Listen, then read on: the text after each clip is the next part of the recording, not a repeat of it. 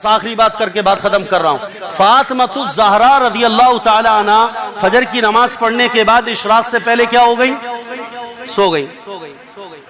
پیارے آقا تشریف لائے بیٹی کے گھر تو دیکھا حضرت فاطمہ سو رہی ہیں. پیارے آقا بڑے نرم طبیعت حلیم الطبع تھے، لیکن اس موقع پر آپ دیکھیے گا حضور صلی اللہ علیہ وسلم نے حضرت فاطمہ کو دیکھا کہ بیٹی سو رہی ہے، فجر کی نماز کے بعد بیٹی سو رہی. آپ نے اپنے پاؤں کی ٹھوکر مار کر اپنا پاؤں رکھا ان کے اوپر، ایسے ہلایا ایسے پاؤں سے. حالانکہ پیارے نبی صلی اللہ علیہ وسلم کسی کو اپنا پیر، صحابہ میں سے کسی صحابی کو حضور کا پیر ٹچ نہیں ہوا. ہاتھ جس کو بھی ٹچ ہوا ہے ہاتھ ٹچ ہوا ہے، جس کو بھی ٹچ ہوا ہے سینہ ٹچ ہوا ہے. سینے سے لگایا، ہاتھوں سے لیا، بغل دامن گیر ہوئے، لیکن خدا کی قسم میرے نبی نے کسی کو پیر نہ. تو بیٹی فاطمہ کا تو کیا مقام ہوگا. لیکن اس موقع پر فجر کی نماز کے بعد بیٹی سو رہی ہے، سونے کا ٹائم نہیں ہے اسلام میں، یہ سو رہی ہے. تو حضور نے پاؤں کی ٹھوکر سے بیٹی کو اٹھایا اور فرمایا یا فاطمہ استيقظي، اے فاطمہ اٹھ جا.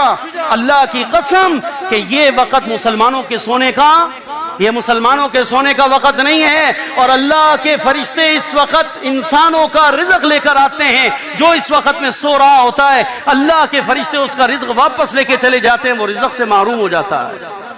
سن لو کراچی والوں، بدترین خصلت کراچی والوں کی، بدترین خصلت کراچی والوں کی فجر کی نماز میں غیر حاضری ہے. اس سے زیادہ بدترین عمل پورے شہر والوں کا کوئی نہیں ہے. جتنے گھوڑے کھولنے ہیں روزی کمانے کے لیے کھول لو، فجر نہیں پڑھو گے اللہ تعالیٰ روزی میں پریشان رکھے گا، روزی میں برکت نہیں ہوگی.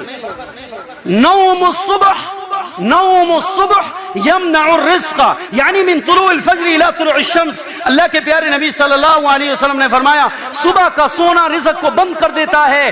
جو فجر کی طلوع ہونے کے بعد، صبح صادق کے بعد سے طلوع شمس سے پہلے کے درمیان میں سوئے گا اللہ اس کے رزق کو بند کرے گا، اللہ اس کے رزق کو بند کرے گا. پیارے نبی کی بد دعا ہے اس مسلمان کو جو طلوع فجر سے لے کر طلوع شمس کے درمیان میں سو رہا ہوتا ہے.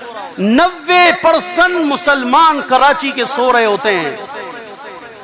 28 سال سے نماز پڑھا رہا ہوں، اپنی آنکھوں سے تجربے دیکھ کر. جو ظہر اثر مغرب عشاء کے اندر صف اول میں لڑ رہے ہوتے ہیں وہ بھی بد نصیب بد قسمت فجر میں غیر حاضر ہیں. کیا اس کے اندر دیندار اور کیا غیر دیندار، اور کیا اس میں تبلیغی اور کیا غیر تبلیغی، اور کیا اس کے اندر پڑھے لکھے اور کیا اس میں ان پڑھ. فجر کی نماز کے اندر 90 سے 95% مسلمان غیر حاضر ہے. اللہ نے صبح کے وقت میں برکت رکھی. پیارے نبی کے ہاتھ اٹھے ہوئے اللہ کی بارگاہ ہے. دیکھو پیارے نبی کا انداز دیکھو، حضور کے ہاتھ اٹھے ہوئے، حضور دعائیں کر رہے ہیں. اس دعا میں پیارے نبی نے اپنی امت کے لیے، میرے آپ کے لیے کیا دعا کری؟ اللہم بارک لی امتی فی بکورہا، اے اللہ تو میری امت کے لوگوں کے صبح کے کاموں میں برکت عطا فرما، ان کی صبح میں برکت عطا فرما. اللہ میری امت کو صبح کے وقت میں برکت عطا فرما. خدا کی قسم ہماری برکتیں اللہ نے کب میں رکھی؟ فجر کے وقت میں رکھی. بھائیو فجر پڑھو گے؟ کون کون پابندی کرے گا صبح میں اٹھنے کی؟ اگر کبھی رہ جائے جماعت سے کوئی بات نہیں، گھر پہ ہی پڑھ لینا، لیکن صبح میں اٹھنا ضرور. انشاءاللہ صبح میں جاگ کی برکت سے بیٹیوں کو اٹھاؤ، بیٹوں کو اٹھاؤ، ننے کاکے کو اٹھاؤ، ننے کی اماں کو اٹھاؤ. ننے کی اماں بھی بڑی شیطان بنی ہوئی ہے. وہ ننے کے بہانے سے سوتی رہتی ہے کہ ساری رات مننے نے کیا کیا، مجھے جگایا ہے اس لیے میں نہیں. ننے کی اماں کی روٹی تمہارے ذمہ ہے. اگر ننے کی اماں نہیں اٹھے گی خدا کی قسم بیگم کی وجہ سے روزگار میں پریشانی آئے گی، بیٹیوں کی وجہ سے پریشانی آئی، بیٹوں کی وجہ سے پریشانی آئی، اماں ابا کی وجہ سے پریشانی آئے گی. کہ نبی کا فرمان ہے نوم الصبح یمنع الرزق من طلوع الفجر الى طلوع الشمس. دیکھو الترغیب والترہیب اٹھا کر دیکھو کتاب البیوع، یہ حدیث لائے وہیں پر ہے امام منذری رحمہ اللہ، جہاں پر کاروبار کے